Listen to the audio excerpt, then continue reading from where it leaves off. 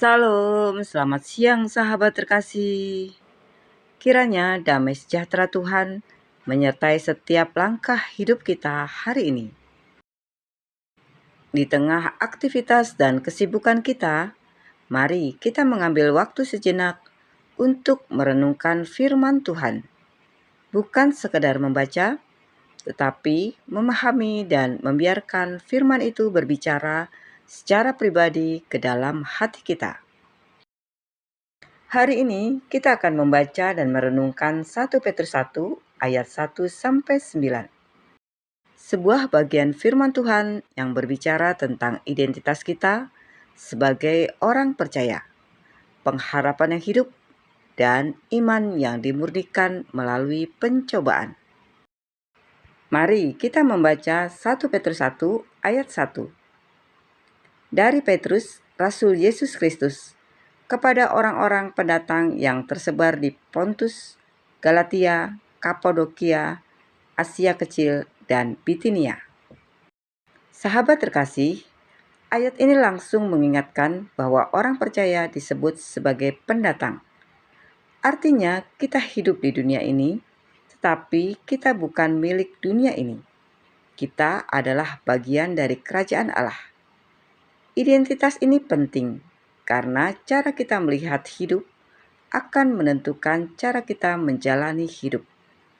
Jika kita merasa hidup ini adalah segalanya, kita akan mudah goyah. Namun, jika kita sadar bahwa kita adalah warga kerajaan surga, maka kita akan memiliki perspektif yang berbeda.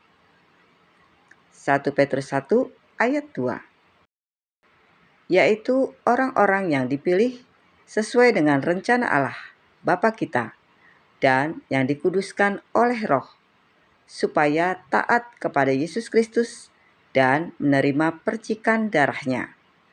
Kiranya kasih karunia dan damai sejahtera makin melimpah atas kamu. Sahabat terkasih, ini menunjukkan bahwa keselamatan bukan kebetulan. Kita dipilih oleh Allah. Dipilih bukan karena kita layak, tetapi karena kasih karunia-Nya. Dan bukan hanya dipilih, kita juga dikuduskan. Artinya, hidup kita sedang dibentuk, diproses, dan diarahkan untuk menjadi serupa dengan Kristus. 1 Petrus 1 ayat 3. Terpujilah Allah dan Bapa Tuhan kita Yesus Kristus, yang karena rahmat-Nya yang besar telah melahirkan kita kembali oleh kebangkitan Yesus Kristus dari antara orang mati, kepada satu hidup yang penuh pengharapan. Sahabat terkasih, ini adalah inti iman Kristen, pengharapan yang hidup. Bukan pengharapan yang kosong, bukan harapan yang samar, tetapi pengharapan yang hidup karena Tuhan Yesus bangkit. Selama Tuhan Yesus hidup, pengharapan kita juga hidup. 1 Petrus 1 ayat 4. Untuk menerima suatu bagian yang tidak dapat binasa, yang tidak dapat cemar, dan yang tidak dapat layu, yang tersimpan di surga bagi kamu. Sahabat terkasih, dunia menawarkan banyak hal, kekayaan, posisi, pencapaian. Namun semuanya bisa hilang. Firman Tuhan berkata, kita memiliki warisan yang tidak binasa, tidak cemar, tidak layu. Artinya, apa yang Tuhan siapkan bagi kita bersifat kekal. 1 Petrus 1 ayat 5. Yaitu kamu yang dipelihara dalam kekuatan Allah karena imanmu, sementara kamu menantikan keselamatan yang telah tersedia untuk dinyatakan pada zaman akhir. Sahabat terkasih, ini adalah jaminan yang luar biasa. Bukan kita yang menjaga keselamatan kita, tetapi Tuhan yang menjaga kita.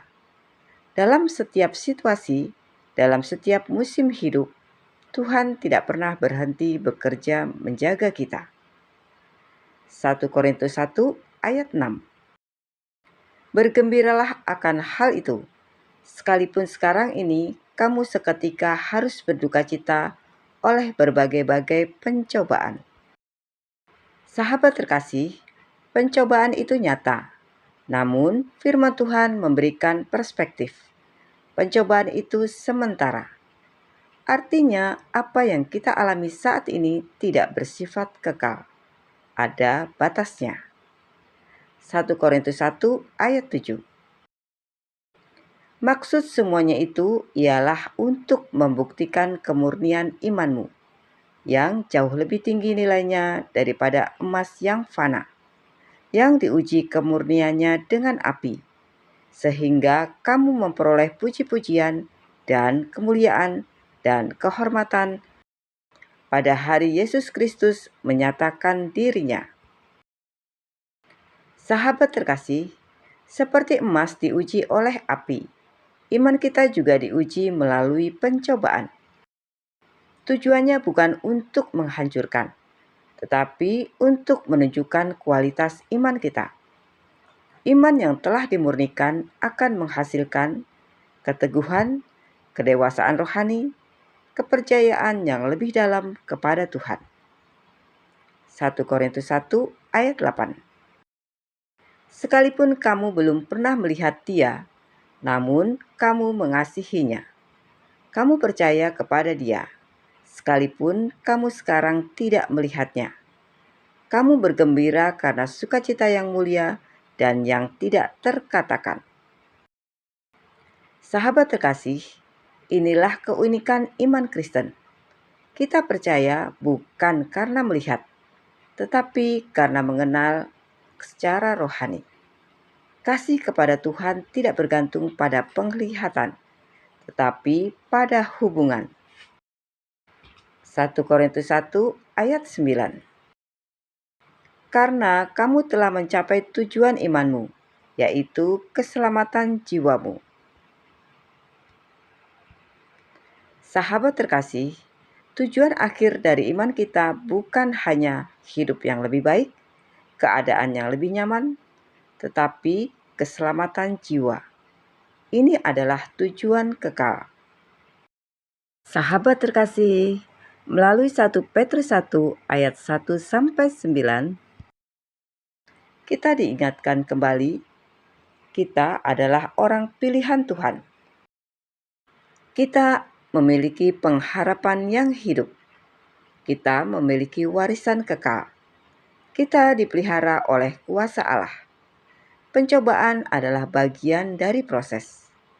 Iman kita sedang dimurnikan. Tujuan kita adalah keselamatan kekal. Di tengah kesibukan hari ini, biarlah kebenaran ini tinggal di dalam hati kita. Sahabat terkasih, mari kita berdoa bersama.